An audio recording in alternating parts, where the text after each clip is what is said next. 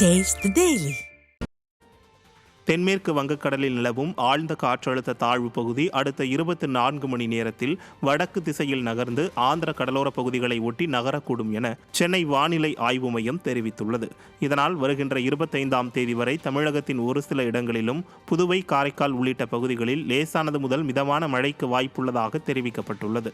December 20 அன்று ஓரிரு இடங்களில் லேசான பனிமூட்டம் காணப்படும் என கணிக்கப்பட்டுள்ளது.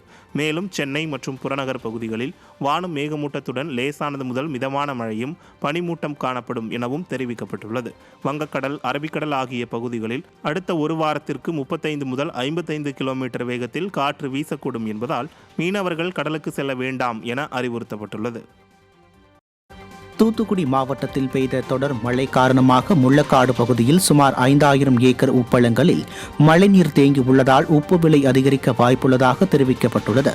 உப்பளங்களில் குளம்போல் தேங்கியுள்ள மழைநீரை அகற்றும் பணியில் ஈடுபட்டுள்ள உப்பள உரிமையாளர்கள் அடுத்த ஆண்டு மார்ச் மாதம்தான் உப்பு உற்பத்தி துவங்கும் என தெரிவித்துள்ளனர். இதனால் தொழிலாளர்கள் வேலை இழந்துள்ளதாகவும் ஏற்கனவே தேக்கி வைக்கப்பட்ட உப்பை தற்போது விற்பனை செய்து வருவதாகவும் உப்பு உற்பத்தியாளர்கள் கூறியுள்ளனர். 2500 ரூபாய்க்கு விற்பனை செய்யப்பட்ட ஒரு டன் உப்பு தற்போது 3500 ரூபாய் முதல் 4000 வரை விற்பனை செய்யப்படுவதாகவும் உப்பின் விலை மேலும் உயர வாய்ப்புள்ளதாகவும் கூறப்படுகிறது. போன வாரம் பெஞ்ச மழையினால உப்பு உற்பத்தி மிகவும் பாதிக்கப்பட்டுள்ளது.